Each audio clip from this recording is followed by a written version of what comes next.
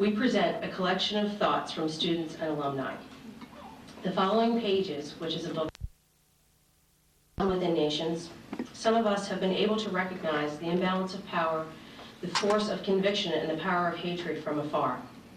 Yet we all came to this place with a conviction of our own, a conviction for change, strength in our voice, and the power of healing. Along the way, we have gained lifelong relationships and friendships. Tonight is an opportune moment to mark this milestone and celebrate the impact the Institute has had on each of us.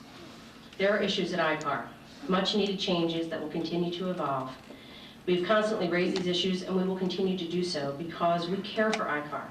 However, it is a time to celebrate our wonderful experiences.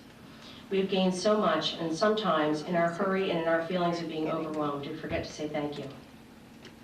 That's what we want to do today, and this booklet is a token of our appreciation to you, the faculty at ICAR. There are many people who have shaped the Institute and many others who keep it ticking today.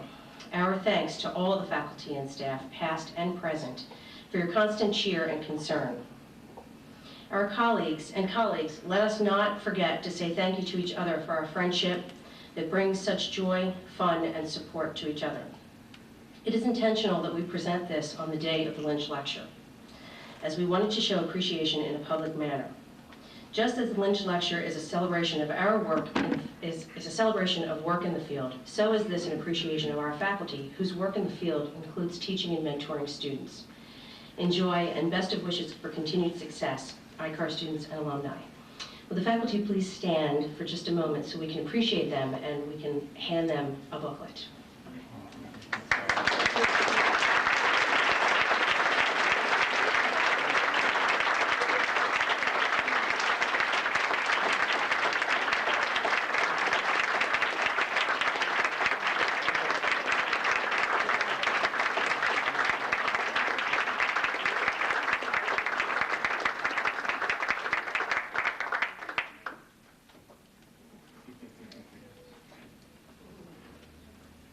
It's wonderful to be appreciated. And I wanted to open our event this evening by appreciating other people who have come before in some prior primordial history of ICAR, when ICAR was just a twinkle in the world's eye.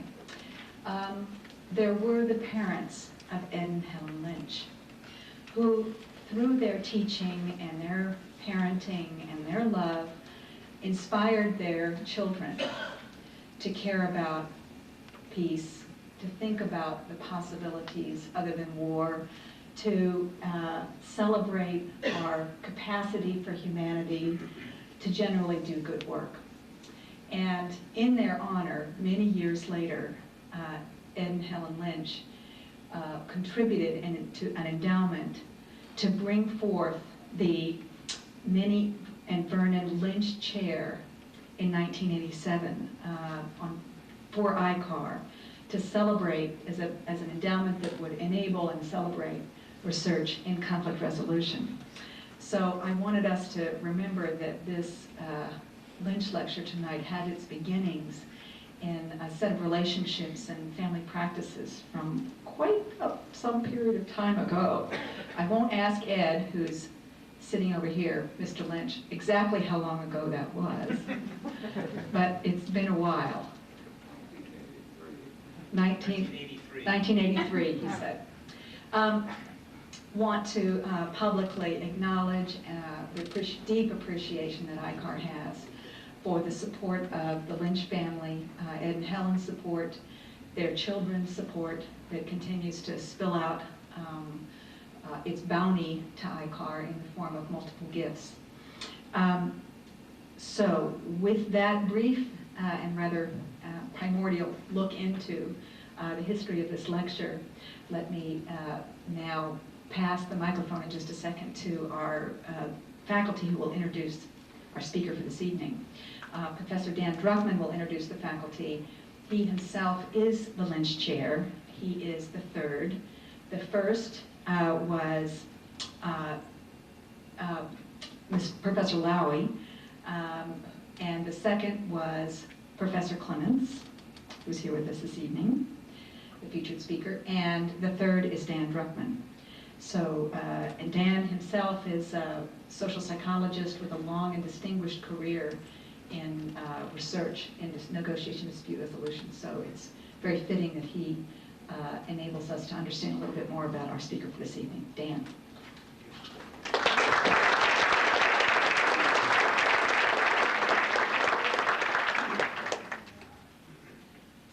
Thank you, Sarah.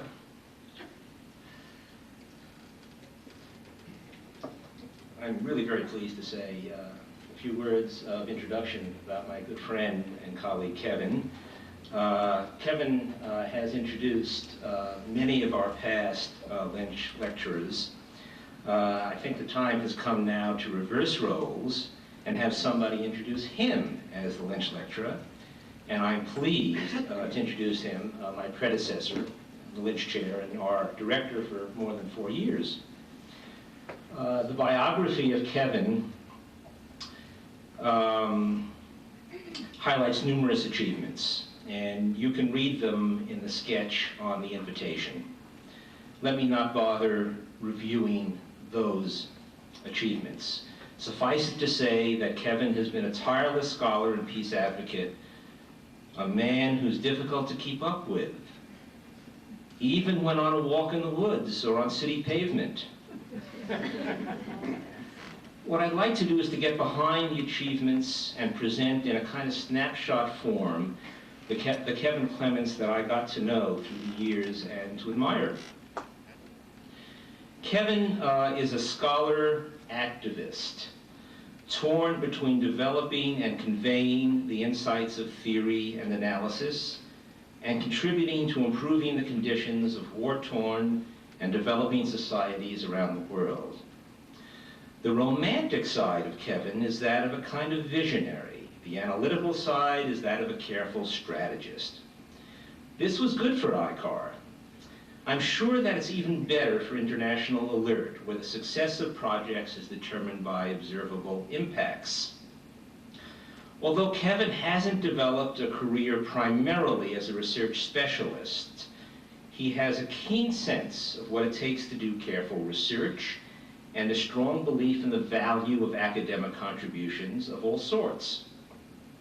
When he was director, he was proud and often bragged publicly about the scholarly achievements, publications, recognitions, and so on, attained by his faculty. Many of these achievements came as a result of opportunities that he provided for us. I emphasize here the word opportunities. He wanted us to be productive on our own terms, not according to a kind of master plan or some kind of profile. He encouraged us to take pride in our own achievements, even if they were along lines quite distant from his own. ICAR was a kind of stop between a long academic career at Canterbury University, New Zealand, and a peace activist administrative career which he now pursues at International Alert. I think it was an important stop. It was a bridge between theory and practice, which ICAR embodies and Kevin clearly demonstrates. I think his time here was good for Kevin and good for ICAR. Kevin learned about American networks of social science.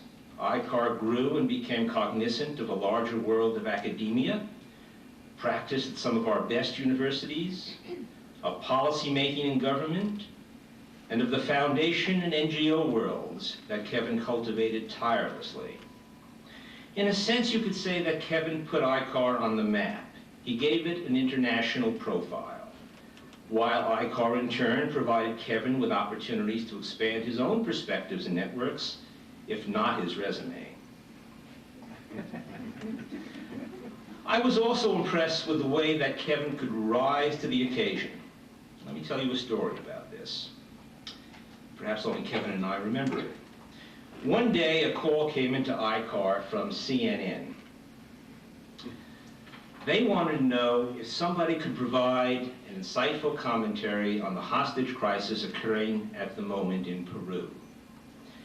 And if so, could somebody appear on their national afternoon show that day, in fact, in a few hours?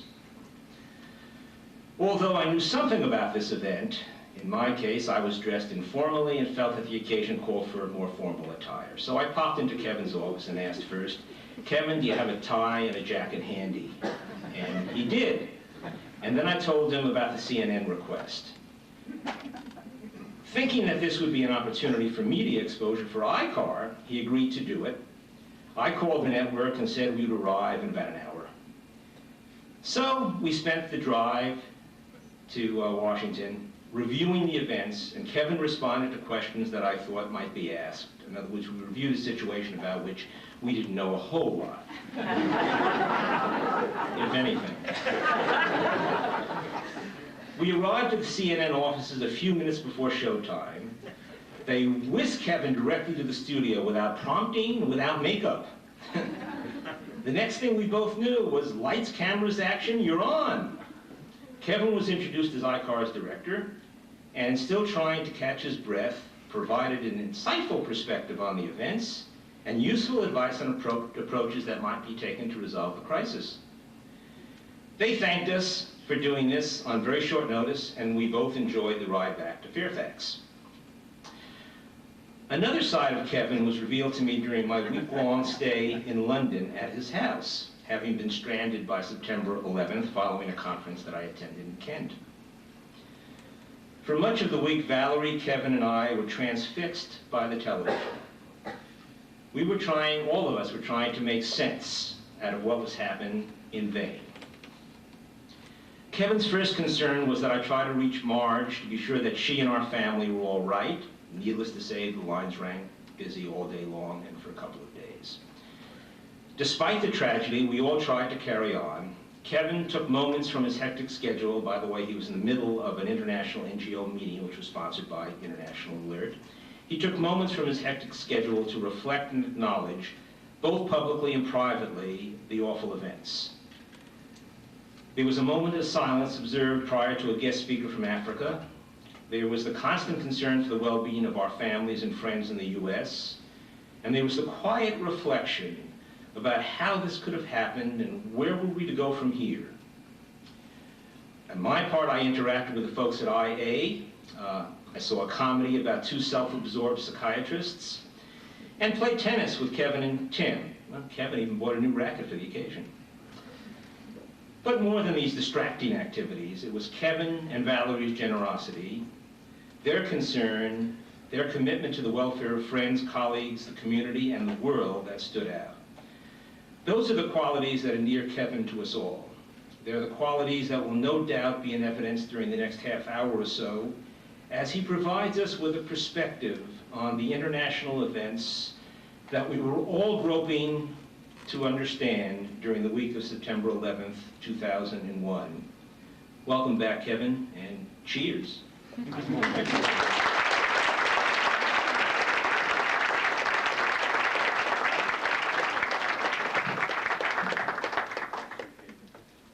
Jim, thanks. Yes, it is actually nearly 1 o'clock in the morning in London time, so if I lag, somebody prod me, please.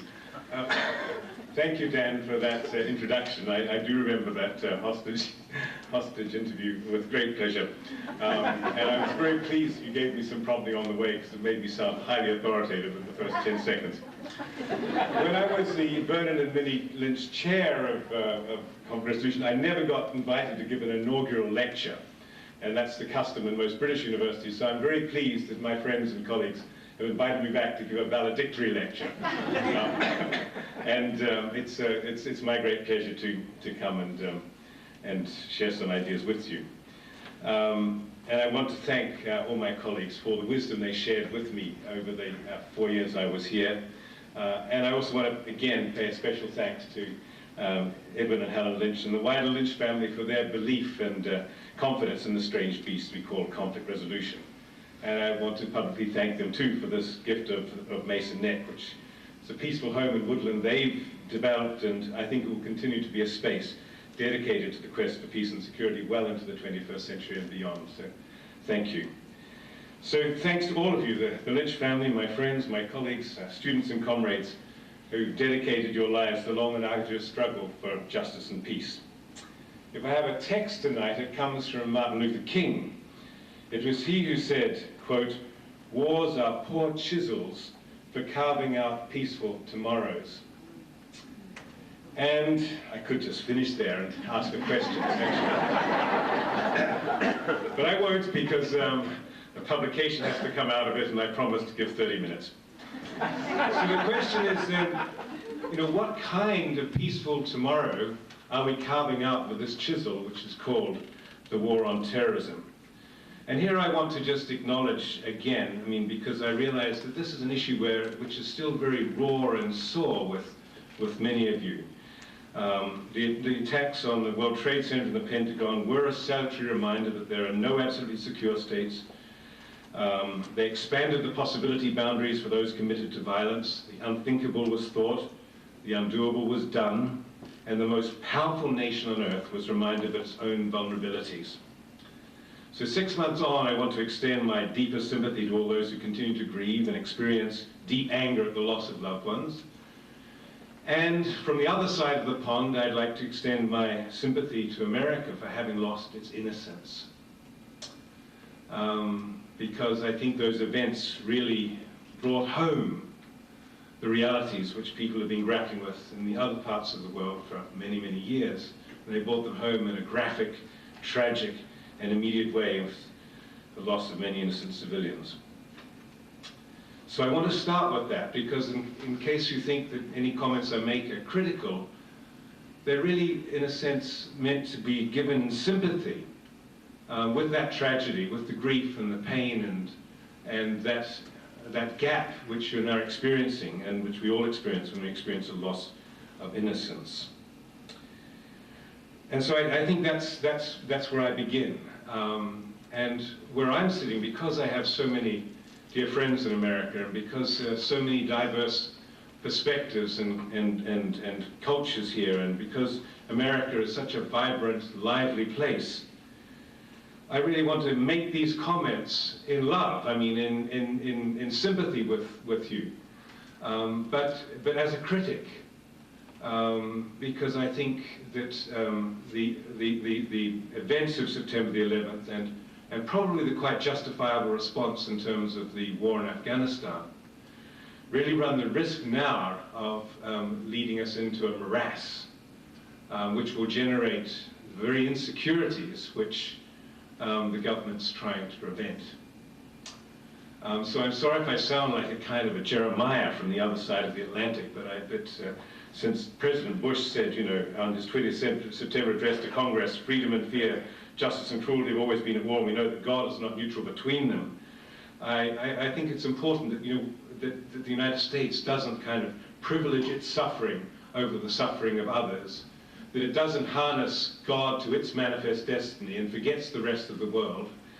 And I think it's really crucial that we gather together in meetings such as this, and I want to thank so many of you for coming on such a night, so that we can dialogue together about how we can devise the best possible response to those who exert such terrible acts of violence.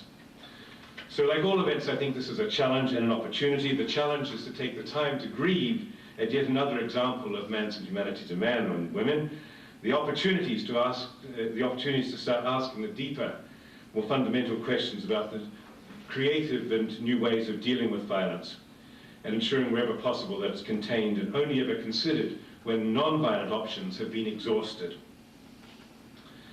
So 6 months after the tragic events, what's changed? Is the US a safer place or a more insecure place? Is it more dangerous to be an American now than it was before 9/11? And how can we ensure that nothing like this ever happens again? I think one thing we can be sure of is that many of the pessimistic fears haven't been realized. London wasn't bombed, thank goodness. 2 plots were foiled in Singapore and in Rome. But there have been no more bombings of innocent civilians except in Israel and Palestine, which is a tragic morass. And tragically, in the last weeks in the Protestant church in Islamabad. The Taliban and Al-Qaeda were not able to mount the fierce resistance that most experts expected to mount, and there was no widespread rioting on the streets and bazaars of the Muslim world. So I think the first phase of the coalition's action against the Taliban succeeded much more rapidly than most pundits expected. And there is an opportunity there for reconstruction and development. But just to sort of contextualize it a little bit, we now have 4,000 of your FBI agents and probably more investigating the 9/11 attacks.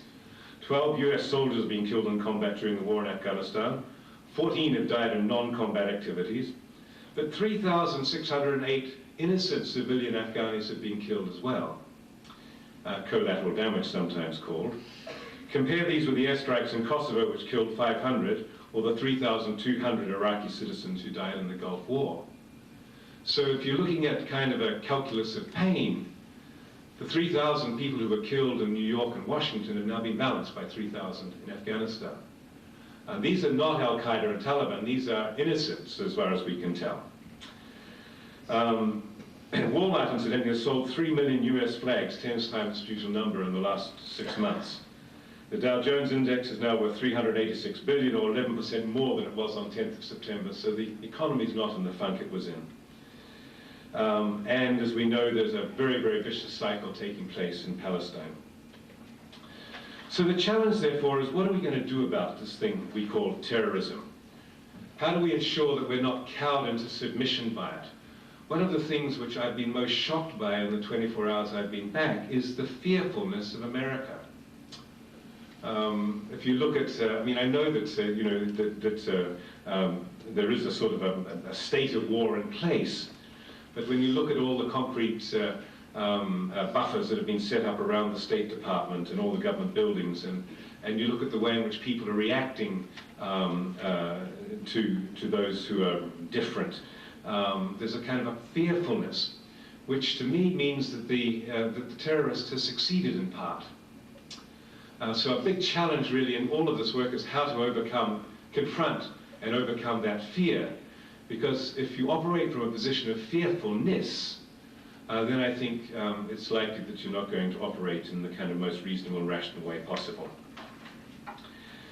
So what was new about September 9/11? I mean, there were all sorts of terrorist acts against the United States in the 1970s and 80s. US ambassadors were killed, Marines were killed in Lebanon. There were many bombings of the US embassies in Kenya and Tanzania. There were numerous instances of terrorist acts and so forth. What made it different? I think what made it different was the visual immediacy of the event and the calamitous consequences. But I don't think there was anything that was particularly novel about the tactics. As Neil Ferguson put it, apart from its kamikaze character, was essentially a multiple hijacking with devastating consequences. What is different, however, has been the response. The world united in recognition that, you know, non-state actors, guerrilla movements, political movements, religious movements, cannot take innocent life in that way and with that kind of magnitude. So resolutions 1373 and 1377, authorizing UN members to take action against the Bin Laden and the Taliban, had generated more sustained international activity in New York than any earlier terrorist incident. And the Committee on Counterterrorism now has got 172 reports from nation states indicating what they're doing to combat terrorism at the national level. So the international community was galvanized in a way in which no other terrorist incident ever galvanized the world community. And it represented a new opportunity, really, then, to begin thinking creatively and innovatively about ways in which the world could be made a different place, to build on the tragedy, to build a multilateral coalition, to keep allies you know, in negotiations and in discussions, to really begin thinking creatively about how to ensure that that kind of violence was proscribed, prohibited, condemned, and would never occur again was the challenge. And there was a huge, and still is to a large extent, a huge multilateral consensus against international terrorism. At the same time, however, out of anger and out of an instinct for revenge and out of a desire to be seen to do something, even though it took 2 or 3 months, President Bush declared a war against terrorism, and the Congressional Use of Force resolution gave him very broad discretion to use all necessary and appropriate force against all entities, whether foreign or domestic, so long as he determines they planned, authorized, committed, or aided the September 11th attacks. And that gave rise then to the division of the world between those who are for terrorism, of which there are very few, and those who are against. To quote President Bush again, every nation and every region now has a decision to make. Either you're with us or you're with the terrorists. From this day forward, any nation that continues to harbor or support terrorism will be regarded by the United States as a hostile regime. So the Cold War's finished, the old polarization that occurred has gone, but a new polarization has occurred between those who are assumed to be harboring or supporting terrorism and those that are not. So the result is a kind of a Manichaean division of the world into the goodies and the baddies and those who are probably more bad than good. From the other side of the Atlantic, however, there's a kind of increasing anxiety that there's an interest in dealing with the symptoms of terrorism and not so much interest in addressing its root causes. And things like parading the flags of the coalition at the White House 2 weeks ago is not a substitute really for the much more difficult task of analyzing the dynamics that make terrorism a global an attractive option and thinking about innovative and creative strategies for dealing with it. And when President Bush says in Iraq there is no room for inaction, from a conflict resolution problem-solving perspective, I think we can make a case that there is in fact considerable room for inaction while we ponder the pros and cons of different strategies. The US time horizon from the other side of the Atlantic seems extremely short. And I think that's a major source of disquiet. And at the same time, as there's this terrible anxiety about timing and being seen to be getting on with the job of responding to terrorism, there's a kind of a growing anxiety, I don't want to underline this, a growing anxiety with American military power. It's generating concern on the other side of the Atlantic. And I'll give you some polling figures about it. But when President Bush asked for a 14% increase in the US defense budget, it rose into $379 billion a year, which is the biggest rise in 20 years. Your defense budget is larger than the combined total of the next nine biggest defense spenders in the whole world. You're responsible for 40% of the world's military spending, and yet you still feel afraid. You have 247,000 troops and civilians posted overseas with a presence in more than 130 countries, covering every time zone. You've got 13 military bases in countries around Afghanistan. You've got a military presence now in Uzbekistan, Tajikistan, Kyrgyzstan, and Georgia, all former Soviet countries. And so you could go on. The Defense Department buys enough fuel every day to drive a car around the world 13,000 times.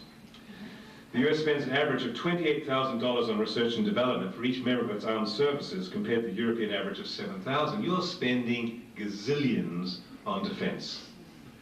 And I would argue that it's not buying you any more security. And what it is doing, however, is strengthening your resolve and your determination to act unilaterally. And that concern about what I call rampant US unilateralism has increased since the State of the Union address. President Bush's statement that there's an axis of evil which threatens the peace of the world may serve to galvanize US public opinion, but it's a dangerous oversimplification of international political and military realities. And it generated so much anger and frustration in those parts of the world that you want to make more secure, and you want to think more kindly of you. It was extremely badly timed. When you think of all of the painstaking efforts that an organization like Search for Common Ground, the British government, the French government, and others had been in trying to work with moderate Islamic elements in Iran, for example, to have that suddenly sabotaged by that stupid comment. And I'm pleased the guy that put it in the speech has now been sacked.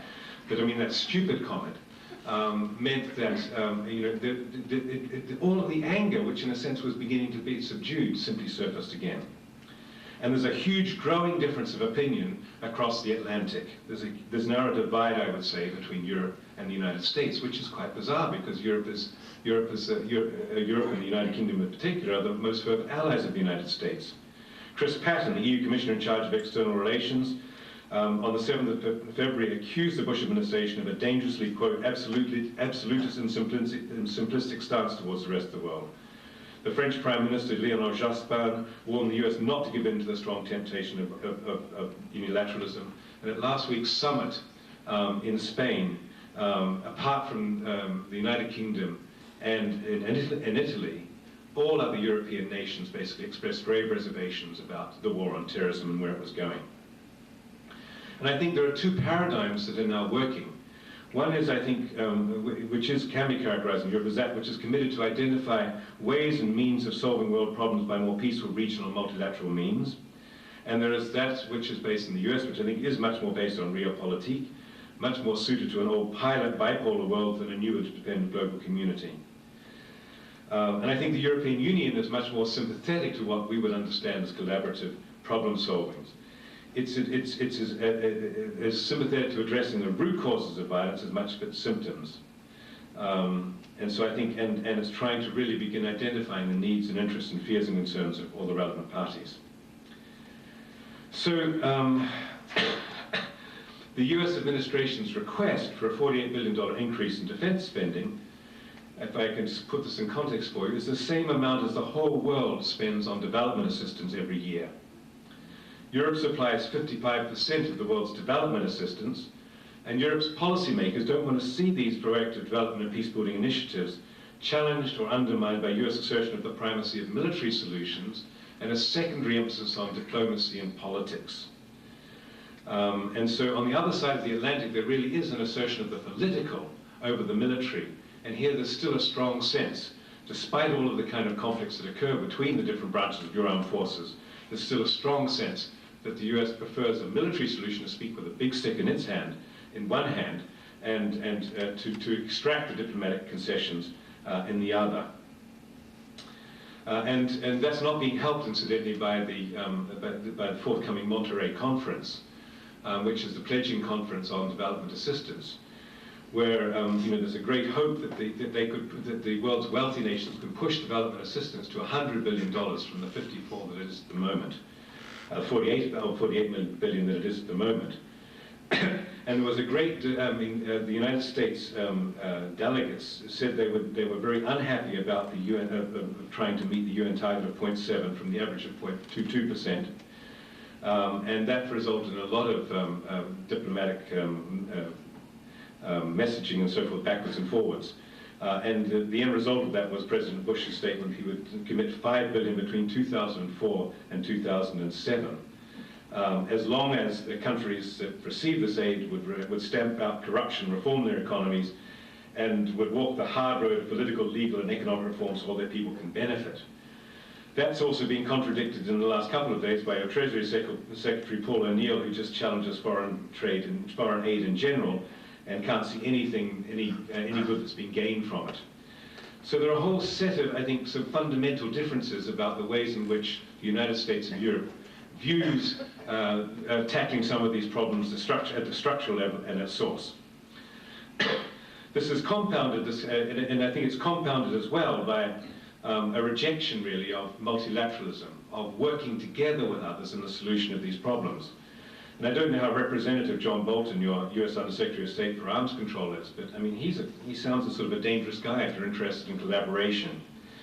He's condemned multilateralism and by extension regionalism as a threat to American sovereignty. He withdrew from a talk on conventions limiting light weapons and small arms because it would have undermined Americans' constitutional right to carry arms. And when you add that to low levels of American development assistance, American opposition to the International Criminal Court and the global ban on anti-personnel landmines, American inaction against biological weapons, the subversion of the Comprehensive Test Ban Treaty, and the Kyoto Treaty on climate change, there's a huge gulf between the perspectives of European countries and the United States. And the most recent source of concern in all of this is the recently leaked Nuclear Posture Review.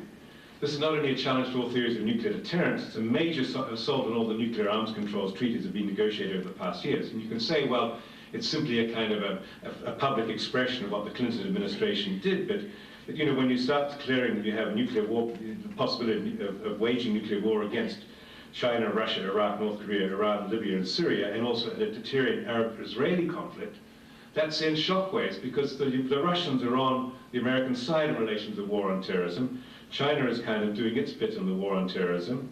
And even Libya and Iran would have been sympathetic. And if any other country had threatened non-nuclear powers with weapons of mass destruction, the current US administration would probably discuss preemptive strike and would certainly start saying that they were posing a very dangerous threat to international stability. And this was compounded a little bit more by Secretary of Defense Rumsfeld, who said there are three situations in which the US would use nuclear weapons. The first is against targets able to withstand non-nuclear attack, that is those kind of caves and things in Afghanistan that the daisy cutters couldn't get to. The second is in retaliation for attack with nuclear, biological, and chemical weapons. And the third, quote, is in event of surprising military developments. Well, that means almost anything if you're kind of capable of being surprised and you're feeling edgy and paranoid. So it raises very deep concerns, really, about just the US interest in trying to kind of begin addressing some of the fundamental sources of concern. So, I mean, is all of this appropriate for the war against terrorism? Will it deliver more or less security? Now, I think I want to raise some questions about the whole war against terrorism. First of all, I think it's a kind of an oxymoron. Because how can you fight a war against an abstract noun, terrorism, or how can you fight a war against a strategy? Who's the enemy? I mean, in terms of international law, for example, wars have to exist between clearly defined political entities. Well, what are the entities that you're in battle with and at war with? I'm not clear. I mean, there are all the terrorist organizations which have been listed now, but are you really at war with all of those? Because many of the members of those, the sleepers, are probably just as likely to be asleep in Fairfax and in Brixton in London as they are in Afghanistan. So what is the war? The second question I think that needs to be raised is whether the so-called war against terrorism is best waged by the military or by intelligence services and the police, backed when necessary by specialist paramilitary forces. I mean, Afghanistan notwithstanding, I think regular military forces should be the last instrument in the war against terrorism. Unless you're talking about state-sponsored terrorism, and you can actually prove it, most of the world's current terrorist groups are small cells, non-state actors organized into secret cells accustomed to drawing a veil of secrecy over their activities. They're not going to be touched by bombing raids and B-52s. They do exist all around us. So that's the second question. The third question, this is a paradox, for one of you I think is writing a book on paradoxes, is there an inverse relationship between the levels of American patriotism and global security? I think you can see the new nuclear posture, the possibility of 3 or 4 new fronts opening up in the war against terrorism in the Philippines, in Georgia, in Somalia, and possibly in Iraq. Things like the gratuitous insult to free trade with the US tariffs on steel imports, and the recent round of discussions Dick Cheney's having in the Middle East, all generate huge amounts of anti-American sentiment. I mean, I don't think that people here quite realize how much these initiatives generate antagonism. So instead of winning friends and influencing people, you're losing friends and gaining people who are feeling very anxious and nervous and unsure about what's happening. And if you want to look at some detail, the latest Gallup polls conducted in the Middle East are very salutary, and they demonstrate how the propaganda war is being lost. Most people in Muslim countries, for example, don't believe the Arabs carried out the September 11th attacks in the United States. Only 18% thought that Arabs were responsible, and 61% did not. The percentage of those who didn't believe the proposition was highest in Kuwait, 89%, and they've got a lot to be thankful to the United States for. And Pakistan, 86%. Interviewees described the US as, quote, ruthless, aggressive, conceited, arrogant, easily provoked, and biased. And this was based on interviews of 10,000 people in Indonesia, Iran, Jordan, Kuwait, Lebanon, Morocco, Pakistan, Saudi Arabia, and Turkey. Overall, 53% said they had an unfavorable opinion of the US, 22% a favorable opinion. President Bush was disliked by 58%. Military action in Afghanistan was thought morally unjustifiable by 77% and justifiable by 9%. So within the Middle East, this is not playing well. And in Europe, it's not playing well. I mean, the recent polls in England, for example, just demonstrate how out of touch Prime Minister Blair is with his own public opinion. 51% of the Labour Party do not approve of a war in Iraq, an extension of the war in Iraq, and do not approve of an extension of the war against terrorism to 3 different fronts. 56% of the Tory party do not believe in a war against Iraq, which is pretty exceptional, and 68% of the Lib Dems don't believe in a war in Iraq. And in the Netherlands, which you could say is just a sort of a trendy lefty kind of enlightened country, I mean, the proportions go up even higher. So you have something like 78% of the population in the Netherlands think that a war in Iraq would be a total disaster. So I think you can say that, you know, the more there is a kind of a resort, you know, to old-style jingoism of the kind that, you know, you heard in Queen Victoria's celebration, the jingle, you know, we don't want to fight, but by jingle, if we do, we've got the men, we've got the ships, we've got the money too. That kind of jingle doesn't play well in the Middle East, it doesn't play well in Europe, and it doesn't play well in Asia. So where is it playing well? I mean, is it playing well here, and does it make you sleep easier at night? Fourth, I think it's absolutely crucial that the war against terrorism is fought according to and under the rule of law, both domestic and international. Trading liberty for security is a Faustian deal that is already beginning to generate its own backlash, especially if racial profiling and other more dubious methods are employed. I hope my barber's not here, but when I was here in October, I asked my barber, how was September 11th affecting him? This is the guy over here at the mall. He said, well, he said, you know, it's beginning to worry us a bit. He said, if I see somebody who comes into the barber shop who looks like an Arab, I say to him, mister, what's your business? And if he hasn't got a good answer, I say, okay, mister, I take his phone, I take his car number plate and I call the police. Now, that kind of thing, I don't know whether that's still happening, it probably was just an overreaction. I mean, and you can at one level say this is good patriotism, but at another level it means that innocent people have the number plates delivered to the police. Now, in England, 100 people were arrested under the new Anti-Terrorism Act on suspicion of being members of Al-Qaeda. Most of them now being released for lack of evidence. But they were held without trial, were held without charges for 3 weeks. They were incommunicado, they couldn't even communicate with lawyers. The dubious jurisdictional status of the prisoners being held at Guantanamo Bay also generates concern. And there's kind of creeping suspicion that there's no evidence there that would hold up in a regular court. And I just want to remind you, this is from the US Army's own operational law handbook. Article 5 of the 1949 Geneva Convention 3 provides that in cases of doubt, prisoners shall be treated as POWs until such time as their status has been determined by a competent tribunal. That's your own regulations. So nothing is going to lose the war for the hearts and minds of people faster than contempt for the law. And I think that's a really critical question that needs to be addressed as well. And most of all, it's important that coercive agencies develop proportionate, acceptable responses to problems. And here I want to give a quote from Donald Rumsfeld, which I found extremely discomforting. When he was asked at a press conference about the suppression of the prison revolt at Mazar al-Sharif and whether it had been proportionate, Rumsfeld indicated bafflement. And I want to quote this here. This is from the US Army's own webpage. Now, the word proportionate is interesting, he said, and I don't know that it's appropriate, and I don't know that I could define it, but it might be said, and I wouldn't say it, in quotes, laughter, but it might be said by some that to quickly and aggressively repress a prison riot in one location may help dissuade people in other locations from engaging in prison riots and breaking out of prison and killing more people. I don't know if that's true. It might also persuade the people who are still in there with weapons killing each other and killing other people to stop doing it. Anyway, your question's too tough for me. I don't know what proportionate or proportional means and what it would be. Well, this is a very strange comment from the Secretary of Defense because, as you know from just war theory, if you don't have a proportionate response to the problems you're confronting, then there's no way in which your war can be just. So if the Secretary of Defense admits that he doesn't know what proportionate means, that's a cause for concern. It's folksy in the US, but it kind of really sends little shockwaves through other parts of the world. And another area in which I think normal judicial evidentiary standards are not being complied with is in relation to the compilation of lists of organizations and individuals who are assumed to be engaged in terrorism or terrorist-type activities. Now this happened in the 1950s in the McCarthy era, but it's happening now globally. And it's generating considerable anxiety between different policymakers. It's already been challenged in the European Court of Justice by 3 Swedish Somalis who had a soccer club in Stockholm, and they raised money which they put into a welfare fund and sent back to Mogadishu. This was picked up on one of the databases, and they were put on a terrorist list. The bank accounts of the welfare associations were frozen immediately by the Swedish government. Their own personal bank accounts were frozen by the Swedish government, so they couldn't access their own money.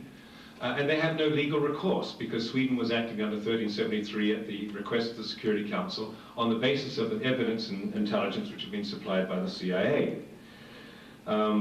So their basic rights have been infringed. They now are appealing to the European Court of Justice. They can't appeal to the UN Security Council. So this is another area of huge concern. Who gets put on the list? Who doesn't get put on the list? I'm probably being put on the list even as I speak. The criteria for inclusion on these lists is very fuzzy. The rules of evidence and due diligence are extremely fuzzy. And I can tell you from policymakers in Europe that they're generating huge anxiety. There's no agreement about who should or shouldn't be on the list. So I hope I've said enough to indicate that I think the war on terrorism is somewhat oxymoronic and misleading. War as defined above and the main treaties relating to it are formally only applicable to anti-terrorist military operations when these operations have an interstate character. Secondly, I think it's much more important post-Afghanistan to direct energy and attention to strengthening respect for international rule of law and ensuring that counter-terrorist operations are led by national and international law enforcement and intelligence agencies rather than by the military.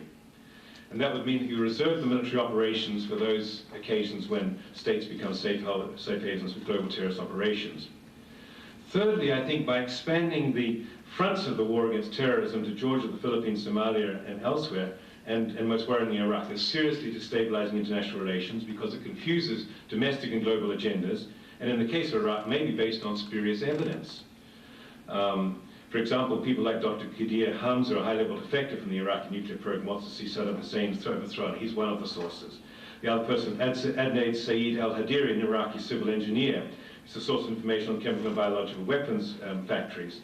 He also might come from a tainted source and has had no independent confirmation of his claims. The satellite evidence doesn't constitute significant major new threats to Israel or neighboring countries, and certainly nothing that the United States, with its huge military power, can't deal with. And in terms of war preparations and so forth, one of the concerns at the moment is that the Israeli military would take all these things out even before the war began. The UK military chiefs have urged extreme cautions over any move towards saying that servicemen and women face being bogged down in perilous open-ended commitments. Without support from Saudi Arabia, there's nowhere to launch an invasion from, and without significant political opposition to Saddam Hussein within Iraq, prospects for regime change are slight. And if you read the recent issue of Newsweek, I mean, the people that are being considered to take over from Saddam Hussein, some of them are kind of possibly facing charges for war crimes. Some of them have definitely used chemical weapons in the past. Some of them have extremely shadowy, dodgy connections to all sorts of mafia and intelligence agencies. And they're the people who are being assumed to be the alternatives to Saddam Hussein, who I readily admit to kind of is maintaining a thoroughly odious and appalling regime. And then the political leader of the most effective guerrilla force in Baghdad-controlled Iraq, Ayatollah Mohammed Bakir al-Hakim, who's the leader of the Shia community in Iran, warned the US against taking unilateral military action without UN approval. He says, "We don't agree with an American attack on Iraq. It'll cause great damage and suffering to ordinary people." So where is the support for this? Where is it coming from? And what are the likely consequences of it? I mean, and in terms of taking out weapons of mass destruction, I mean, where is the sort of same proportionality in relation to Israel, Pakistan, and India, which have nuclear weapons and probably some chemical ones? Okay, so in case you think I'm gloomy, I want to now contrast this. I mean, I think the war on terrorism is flawed, and I think it's generating more insecurity than security, and I think at the moment that the kind of the huge multilateral spirit which surrounded the US immediately post-11 is being rapidly evaporated. And it's rapidly evaporated by the intemperate and silly statements of political leadership. So I want to contrast the war with what I call the quest for justice and peace. And I'm using the term quest deliberately in order to kind of direct attention to that painstaking task of gathering facts and assessing them and evaluating and theorizing them, better known as an inquest. And that idea of a risky and uncertain journey in collaboration with others in search of the holy grace of peace, justice, truth, and compassion, or what some think of as that place called reconciliation. So how do we ensure that the quest for truth, justice, peace, and compassion dispels the fog of war and generates some realistic alternatives to the apocalyptic promise of war, famine, pestilence, and death? So how do we respond to and deal with the underlying causes of terror and terrorism as well as its symptoms? And how do we ensure that individuals, groups, and movements who feel their basic needs for security, identity, and welfare are not being met don't respond to this loss through violence? And I've got 10 points, so I'll run through them very quickly and then throw it over for discussion. Euripides, way back in antiquity, stated that reason can wrestle and overthrow terror. So I think the first thing that has to be said is there's no way in which the quest for peace and justice can be engaged and the terrorist threat diminished unless there's a willingness to apply the best, the most creative and the most empathetic intelligence to the task. It's a task which just suits Americans down to the ground. You have a problem, so direct all of your imagination and creative energy to it. You have the capacity. I mean, so it means more people learning Arabic, it means more people immersing themselves in high context cultures, and it means acknowledging that sometimes inaction can be positive, and it means asking your politicians to take the time to reflect, to think, and to devise strategies which make sense. And there's a human obligation here not to make damaging, short-term, irreversible decisions which may prejudice the future of the newly born. And here I speak as a granddad. I've just got a new granddaughter, 6 weeks old, and I want to be able to live to 2001 or 2002. And that's why I like that idea of Elise Boulding's sort of 200-year present, because there are people alive, Ed's getting there, who are nearly 100 years old, and they should have, their wisdom is coming into the present, and there are babies born today who are going to have a chance to live another 100 years. And we need to make sure that our decisions are such that those people have got a realistic chance of living in peace and in prosperity and in justice with each other. The second challenge is for political and military leaders to articulate and share their visions for the future, since there's no quest without a vision, and as the Bible reminds us, without a vision the people perish. Now, I don't have any clear sense of what vision the US leadership adheres to at the moment, nor do I have any, for that matter, I have any clear sense of what Tony Blair adheres to either. When Prime Minister Blair was asked to define his political philosophy in the House of Commons 2 weeks ago, he was flummoxed and talked about sending a heart surgeon around the world and didn't get down to kind of defining what his political philosophy was or what it is that guided his decision-making. Has anybody asked President Bush lately what his vision is? And I was looking around for what might be a vision, and I got a wonderful quote here from US President Dwight D. Eisenhower, the good old guy, the Republican president, to illustrate the difference between 1953 and now. And maybe it just reflects my age. But this is Dwight. I want to give you a quote. The way chosen by the United States was plainly marked by a few clear precepts which govern its conduct in world affairs. First, no people on earth can be held as a people to be an enemy, for all humanity shares the common hunger for peace and fellowship and justice. Second, no nation's security and well-being can be lastingly achieved in isolation, but only in effective cooperation with fellow nations. Third, any nation's right to a form of government and economic system of its own choosing is inalienable. Fourth, any nation's attempt to dictate other nations their form of government is indefensible. And fifth, a nation's hope of lasting peace can't be firmly based upon any race and armaments, but rather upon just relations and honest understanding with all other nations. Great quote, great vision, and it still applies. So thank you, Dwight.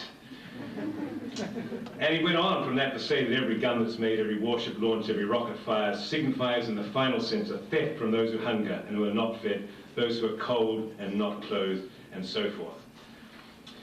Thirdly, the quest for peace and justice needs to begin with the interests and needs of the weakest and most vulnerable. It's these persons who are often most severely damaged by the conflict and the insecurity that flows from it. Too much of the war against terrorism is being articulated by privileged elites for their purposes, rather than for on behalf of impoverished people who experience daily existential terror at being unable to satisfy their basic human needs. It's important, therefore, to ask how and in what ways the current war against terrorism is going to help or is currently helping the weak and the vulnerable. Where are the consultations and discussions with the dispossessed, the internally displaced, the refugees, and those who are suffering the most appalling of circumstances? Starting with the most vulnerable populations and incorporating them into the analysis and diagnosis of the sources of terrorism is critical to legitimating the quest for peace and justice. And that contrasts very strongly with the top-down decision-making based on Solomon's trap of, decision, announcement, and defense. Fourthly, given the shadowy nature of terrorist violence, it's difficult identifying who the key stakeholders parties are, who has an ability to prevent violence against innocent civilians. So those interested in dealing with conflict with terrorism at its source, therefore, need to spend more time trying to discern the specific parameters of terrorist violence and which actors and issues are most likely to choose or trigger terrorist options. And this is a very serious problem for our field. There are not too many terrorists out there who want to sit down and do discussions with do-gooder problem solvers from ICAR or anywhere. But on the other hand, we have some very good evidence they're not very much interested in talking to those who are applying military solutions either. But as John Burton keeps reminding us, unless somebody goes out and starts talking to some of these people sooner rather than later, there's absolutely no way in which we really understand what their needs and interests are. So who's going to do this? And I'm not trying to be naive here. This is a really long-term task of beginning to work your way in from the outside to the inner circles. We have to start working with the moderates inwards. For example, in Uzbekistan, there's an Islamic movement, independence movement in Uzbekistan, which is very radical and violent. But there is the Hizb ut-Tahrir, which is committed to the caliphate and committed to many of the same things, but which is non-violent. And there's no discrimination made between these. They're both classified as terrorist organizations, but we ought to be opening up links and discussions with those non-violent moderate groups who share the aspirations of the violent ones and moving our ways in to try and discern whether there are ways in which their needs can be met in other ways. So we've got to begin some conversations. We've got to move beyond the armchair theorizing. We've got to move beyond the kind of ex-cathedra pronouncements about who's causing terror, who's challenging our security, to begin engaging these individuals and groups. And there's some very interesting transatlantic differences here. For example, the US proscribes Hamas and Hezbollah completely. In the UK, the military and violent wings of Hamas and Hezbollah are proscribed, but the moderate political wings are not. So we've got to get more sophisticated about the way in which we respond to these different organizations. Fifthly, if we manage to make contact, it's important that there be flexibility about process and the willingness to let these groups set the agendas, determine who they wish to converse with. In the middle of Ramadan, I was called by the ambassador of Qatar. He said, come over, I need to talk to you. And I didn't know the ambassador of Qatar, and I went over, and it was the middle of Ramadan, and he wasn't eating, and he may have been feeling a little delirious or whatever, but he sat down with me.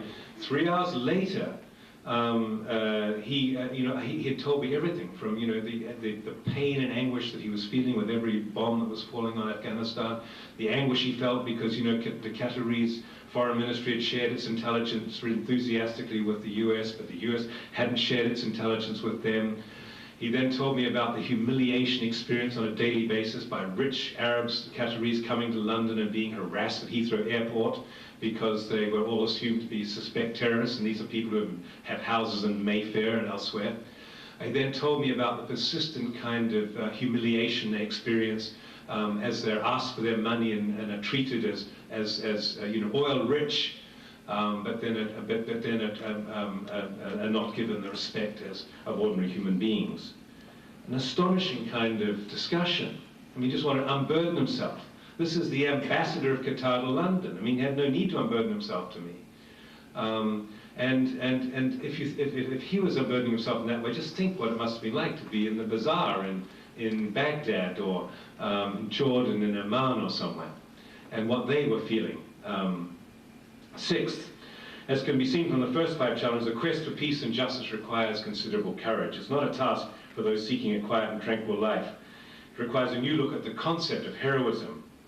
And there's a very nice kind of a piece by A.C. Grayling in The Guardian. I want to quote from this, an insight little essay on the subject, where he says, heroism is first and foremost the property of peacemakers. It takes infinitely greater courage to salvage a people or an epic from a conflict than to start or continue it. The outstanding figures of our time, among whom Nelson Mandela is the exemplar, are those who seek reconciliation and forgiveness, very milksop notions, no doubt, in view of people who think it cleverer to let their guns do their thinking and talking. But what he says is that when reason gives way to frenzy or calm reflective judgment gives way to revenge, it becomes different to hear those who espouse alternative perspectives. And one of the things which I found kind of sort of frightening in the last 24 hours talking to people downtown and so forth is how groupthink seems to have taken over in the US. Even liberals in the liberal end of the spectrum are saying, well, what are the alternatives? We've got to do something. We've got to combat. We're at war. And it's a challenge. I mean, actually, and it's beginning to affect the psyche. People are not able to think out of the box and to think more courageously. There was a medieval Muslim sage called Sadi who wrote, even if you could tear the head off an elephant, if you're with humanity, you're no hero. And that's the key. There's a quiet but no small heroism of the moral life which is crucial here. It's much easier to be intolerant, angry, jealous, and resentful than it is to be generous, patient, kind, and considerate. And so if you just took, Prime Minister Shamir and Yasser Arafat, for example, at the moment, and you got them together, And they were able to have a photograph of a kind of Israeli child and a Palestinian child who'd been blinded or limbless or dead because of bombing or because of a suicide attack. And then you say to them, keep that image in mind and then start thinking to yourselves about how you can deal with that short of large-scale murder. It would require huge courage, but I mean, that kind of humanization of the issues and the dilemmas absolutely has to occur if there's going to be any change. The seventh challenge has to do with the right sharing of the world resources. I mean, we can get the attitudes right, we can get the behavior right, but if the world remains as unequally divided as it is, there'll be no end to terrorism. Globalization has generated more rather than fewer inequalities, and the dilemma of globalization is that now we can see the poor in real time, but we don't respond to the poor in real time. So we see the suffering, and we respond, if at all, in delayed time and indirectly rather than directly. And there's no collective ability to act globally in relation to sort of a real redistribution of goods and services. It's one of these opportune moments when the kind of welfarism that characterized the world in the middle of last century, in the 1930s, 40s, and 50s after the post-expression, needs to be thought about for the world as a whole. And here I think the US is giving a very bad lead.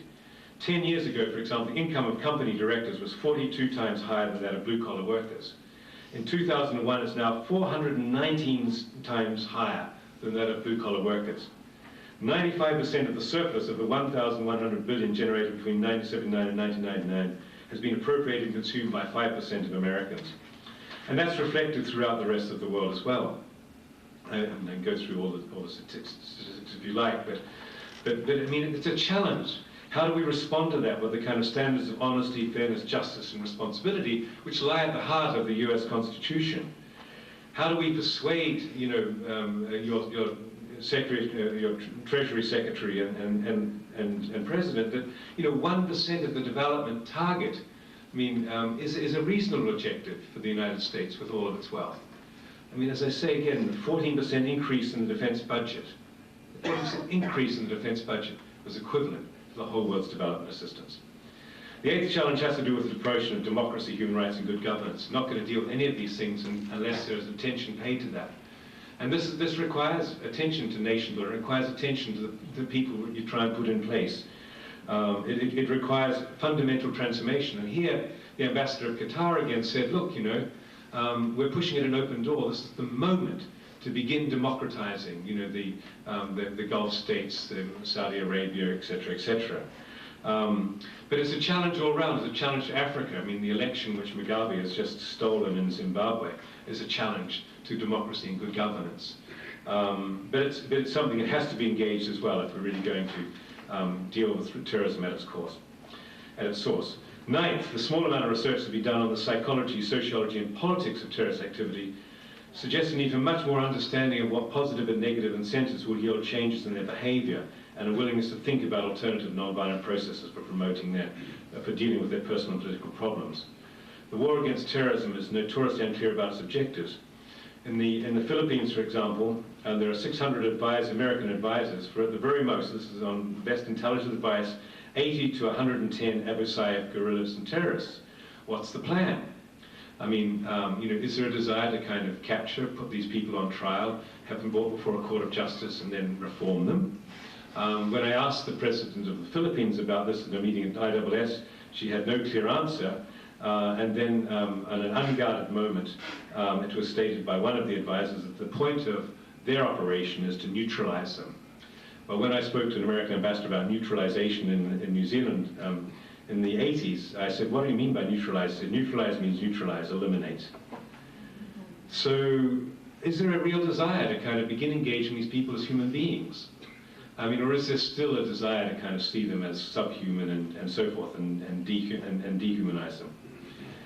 10th and finally, I think it's really vital that the US doesn't personalize terrorism as a US problem, and the US administration and people don't see the war against terrorism as America's war alone. It's not. There is a genuine international outpouring of sympathy for the US in its condemnation of terrorism and terrorist activity. And many nations came on board, and as I said before, I mean, 172 have made submissions to the UN on this. So in pushing unilateral solutions, The US is in danger of spoiling the opportunity to mold a better world in collaboration with others, in negotiation with others, in consultation with others, in step with others, quietly and sort of silently and with reflection. That's the challenge at the moment, and the UN is ready to respond to that. The British Ministry of Defence has developed a new chapter for dealing with terrorism in its Strategic Defence Review. And the first priority for that is to prevent the conditions that are conducive to terrorism and terrorist activity, as well as in going through deterrence and developing coercive activity and developing search and destroy mechanisms. When I spoke to people about that, they said the primary aim is to deal with terrorism at its source. Because in the final analysis, if convinced and determined terrorists wish to wreak havoc, they'll wreak havoc. If they don't do it at the Pentagon, they'll start just taking out houses randomly around Fairfax. So the issue is how to deal with it at its source, and it's a hugely complex problem. It's a multilateral problem. It's a global problem. It's a problem that all of us has to address, because there are terrorist groups out there who are committed to violence as a kind of a strategy in order to terrorize us and to generate a concern for their own particular interests. And this is a never-ending quest rather than a short airborne war. Seamus Heaney, in his poem The Cure of Troy, put it very well. And this is quoted a lot by different people, like Oliver Ramsbottom and co. But I want to quote it to finish with. Seamus Heaney says, "History says don't hope on this side of the grave, but then once in a lifetime, the longed-for tidal wave of justice can rise up, and hope and history rhyme. So hope for a great sea change on the far side of revenge. Believe that a further shore is reachable from here. Believe in miracles and cures and healing wells. And as I said before, believe that the everlasting quest for peace, justice, and forgiveness and reconciliation is possible." Thanks.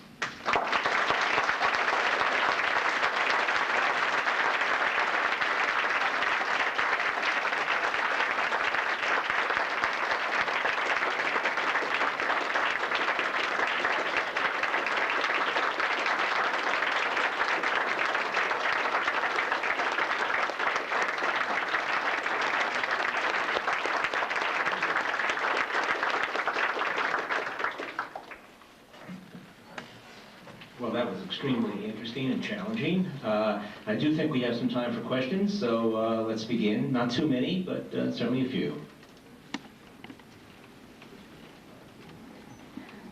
Gentleman over there. I have one, just as a matter of practicality. A lot of your speech was devoted to the discussion of pondering rational and measured responses to acts of terror. A lot of what we've been reading in American media has been, what's the next step? And this is always sort of an escalating spiral of violence. And the media is trying to anticipate what we could be looking at in terms of biological, chemical, nuclear attacks as upcoming or in the immediate future. What is a measured proportionate response to, say, a 5-kiloton weapon being detonated in Central Park? Well, not a 5-kiloton weapon being detonated in Baghdad. I mean, that just, you know, I think that's a sort of a tit-for-tat thing. I mean, what we've got to do, I mean, this is the challenge. We've got to try and begin addressing the groups that might be willing and interested in doing a 5-kiloton nuclear bomb right now. That's the whole point about turning the attention towards prevention rather than cure. To dealing with the long, hard, slow yakka of understanding why it is that people reach a point where they're so desperate they're willing to blow themselves and others up in a 5-kiloton attack. Now there may be some psychopath out there that simply wants to do that for the hell of it. And it may be extremely difficult to connect with that person. But we can't live our lives in the expectation that something cataclysmic like that is going to happen. And one of the things which I think is worrying me about the US right now is that, you know, that wonderful get up and go spirit, that sort of sense that I'm not afraid. I mean, you know, we all have to die, actually. We're all sort of walking remorselessly towards our death. Some of us are going to go in our sleep, and some of us might go in a nuclear attack, but in the meantime, we have to get on with living. And so the challenge is how to kind of ensure that we respond to those who are interested in Thanatos rather than Eros with more Eros. We've got to start thinking about creating the conditions where you're not cowed into submission by terror, because if you do that, we've lost. So that's the challenge. So I think it's in a way, I mean, it's an important question. I don't want to underestimate or devalue the fact that maybe characters out there, even as we speak, wanting more anthrax or botulism, or whatever they're wanting to do. I mean, there always will be. And there always have been, in fact. If you look at the original, assassins and others, they were, well, way back in biblical times, there were people poisoning wells. So the challenge is how do we respond in a much more proactive, life-affirming way, so that you build on all that's really energetic and energizing about America, so that people don't feel inclined. They'd much rather come and have fun in Central Park than put a bomb in Central Park. Yeah. Now that Bush has opened his mouth and said the Axis of Evil thing, that cannot be rescinded on the world stage. And it sounds as though you don't have a lot of confidence in Tony Blair, although I heard a speech that he made where he talked a lot about trying to make up for lost opportunities in Africa. Do you see any leaders who can speak a more sane voice towards these kinds of things so that there is a counterweight to what Bush and Cheney and Rumsfeld said? That's a really good question, and it's difficult, isn't it? When you start thinking around the world's leaders, I mean, what are you looking at? I mean, and I think one of the problems with this, and one of the problems with all of this, is that in a way something happened at the end of the Cold War, which is kind of really interesting, which was that sort of politics became muted in some way. So that that most politicians on both sides of the Atlantic, I mean, seem to be self-serving, technocratic. They're not serving the common good, the public interest. And so, I don't know, I don't have any good answer to that. I don't know how you explain the deficiency in political leadership, but it's certainly there. And, I mean, you get glimpses of courage, but there's not a lot of courage. I mean, Mbeki following Mandela is a total disaster. So where is that next generation of courageous political leader? And what support do they have? And is there a willingness on the part of publics all around the world to really affirm those people and to give them the breaks they need? I mean, the courageous people who say, look, I'm much more interested in the common good, in the public interest, than I am in my own interest. That's the challenge. So that's a good question. Good question. Questions over here. Amy. What would you say should be the nature of American presence in Afghanistan now?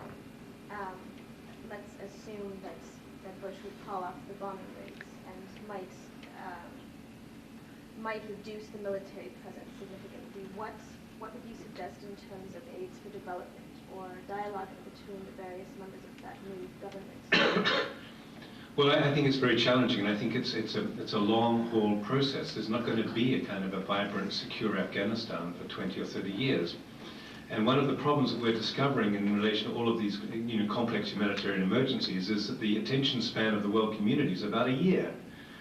And so there'll be another crisis that will displace Afghanistan. I mean, sooner or later, if there's a war in Iraq, forget Afghanistan. It's not going to happen. It'll be sidelined again. So I think there is a real challenge here about how to put in place those complex processes. Now, at the moment, the reality is that 1,700 extra British troops have just been assigned to go not on peacekeeping missions, but on search and destroy missions. So it's clear that, and I don't know how many American troops are going, but it's clear that the Al-Qaeda and Taliban forces are not totally defeated. Secondly, there's all sorts of kind of internal conflicts between diverse warlords and within the alliance and so forth. Thirdly, Karzai really controls Kabul only, and that's subject to challenge. And so Brahimi has a huge task on his hands in terms of trying to harness the goodwill of the different nations to put together a development package that will stick. And at the same time, you have a bumper poppy crop coming into play, which will, and they'll be fighting for the spoils of opium. So it's an extraordinarily complex business, and you don't solve the problems by sort of just displacing a regime. And that's the challenge. I mean, sometimes bad drives out good. I mean, and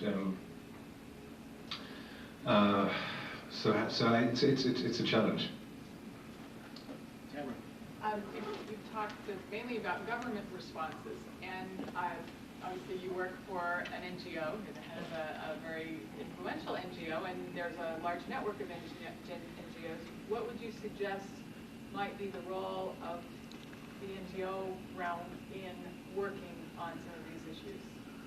Well, I think that, I mean, I don't know how you would begin it, but I really do think that it's important that, well, I had a discussion earlier this morning, Search for Common Ground. I think that NGOs could maybe help facilitate a dialogue around different, transatlantic dialogue on different attitudes towards peace and security. There's a huge gulf, a big difference between the multilateralism of Europe and the unilateralism of the US, between excessive reliance on the military and diminished reliance on the military. And that results in sort of slanging matches across the Atlantic and so forth. So I think that that's one thing. I think there's some need for that kind of dialogue. Secondly, I think NGOs are able, in a way in which governments certainly can't because of perceptions of being intelligence agencies and so forth. I think NGOs are capable of beginning some quiet dialogue processes with some of the marginalized, dispossessed groups which are on terrorist lists. And I think that's a big challenge. And it requires setting resources aside so that people can begin, making that, making those difficult overtures to get the necessary access. I mean, we were doing some work with guerrilla groups in Burundi. I had my staff were sort of spending weeks in dodgy cafes in Kinshasa and others, being checked out by the security people of the rebel movement. And I mean, it takes a long, long time in order to open up a basis for discussion. But that, I think, is an area where NGOs can play a role. And thirdly, I think that NGOs can really push the agendas more in terms of development and peace building and security. And thirdly, I think, fourthly, I think NGOs should really be pushing this notion of the war against terrorists. I mean, the terrorists are criminals and not military actors.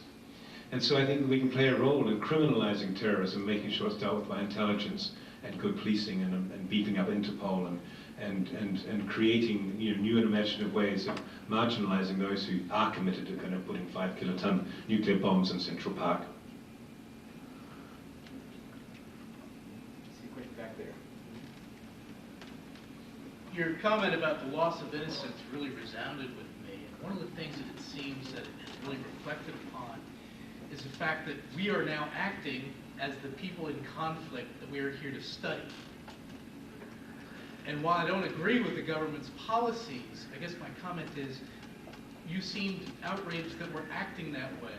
Isn't it somewhat normal that people in conflict and in pain do in fact act that way? And that, not that I agree with that reaction, I think that we do need to change it, but what can we do to change that on the national stage? Well, that's a very, very, very insightful question. And that is a challenge, actually. I mean, and that's why I felt very diffident at the beginning about how do you make the comments I've made in a friendly and supportive fashion and don't appear as though I'm kind of criticizing the victim, which the US was in this instance. And it's very difficult to be a powerful victim. That's the challenge, really. How do powerful victims deal with their pain?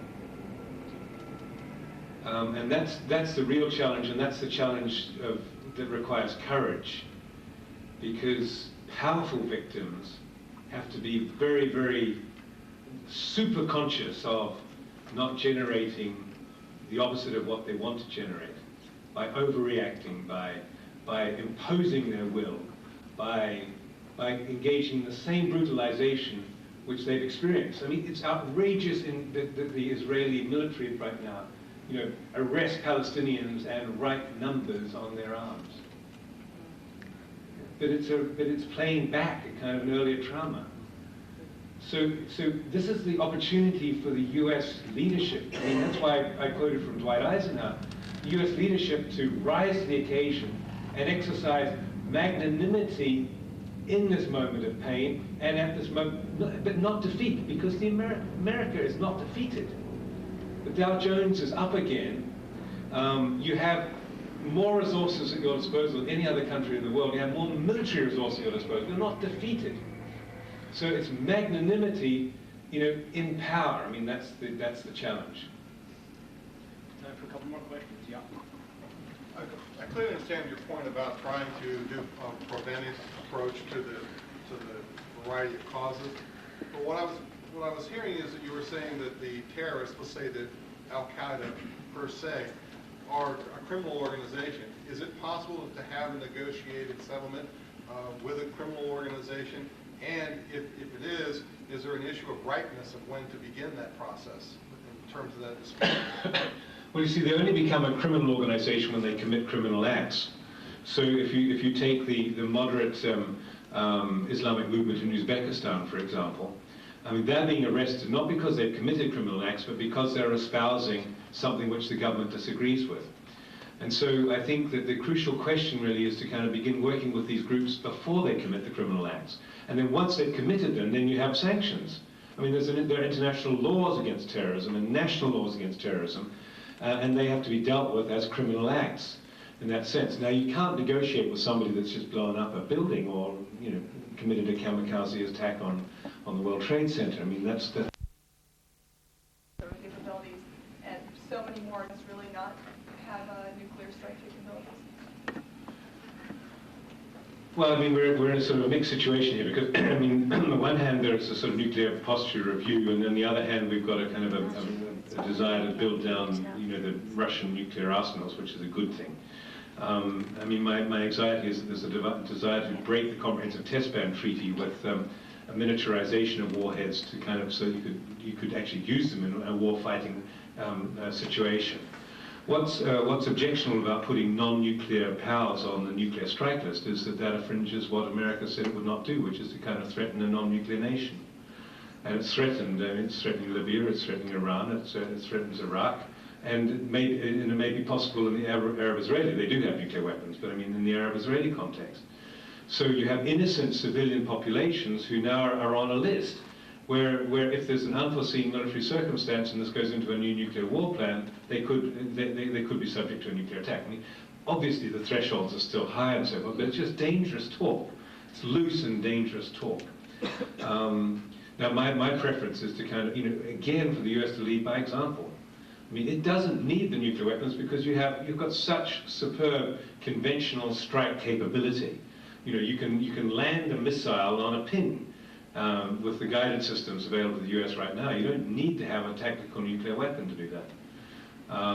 You know, you can get weapons turning corners, going around the streets and things. And this is astronomical capacity. So, so I think what the US needs to get is to take the lead to delegitimate those weapons as acceptable weapons of war. And then it has a basis for really challenging weapons of mass destruction with others. Take one more question.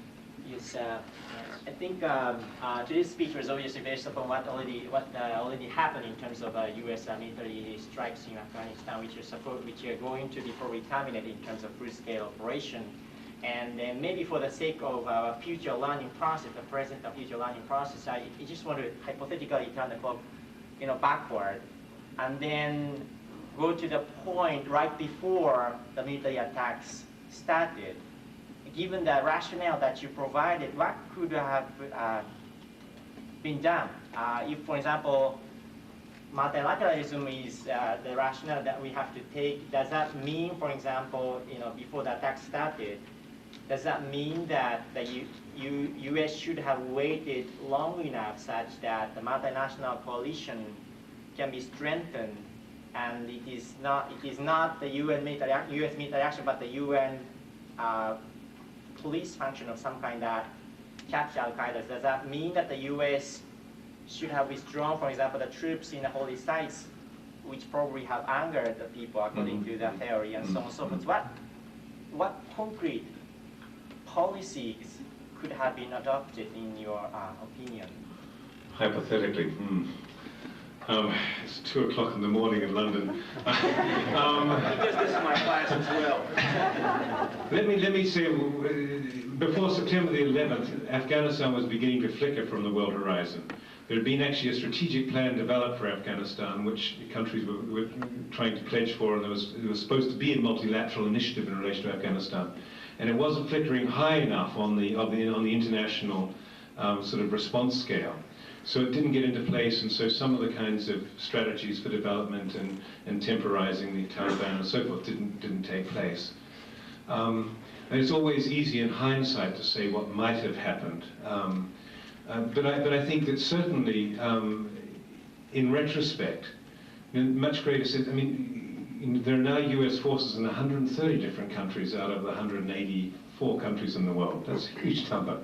So it's really crucial now to make sure that those military bases don't cause offense, that they don't upset people who have religious sensibilities. So I think there is a need to be very proactive and vigilant as to how these bases impact on local populations and so forth. But I think at the same time there is a need to strengthen. I mean, we need to strengthen international legal regimes. I mean, the United States has declared its opposition to the International Criminal Court, but that's a regime that enables you to begin putting some of these people on trial. And needs to be addressed. Interpol needs to be expanded and developed. We need a lot more attention to uncorrupt policing in many of these countries.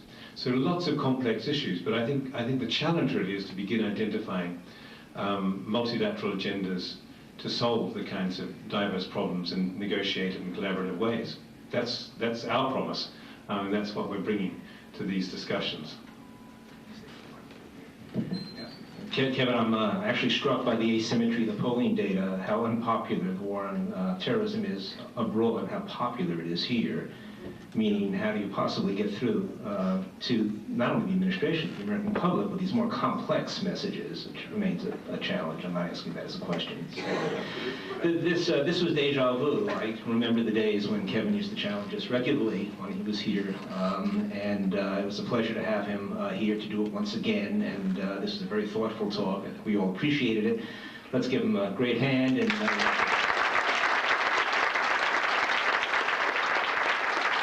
Thank you all for coming.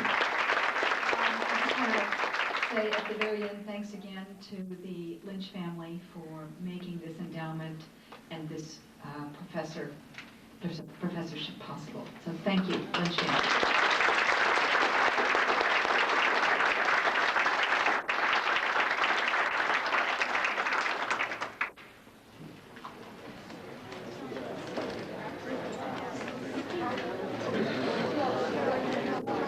Yeah.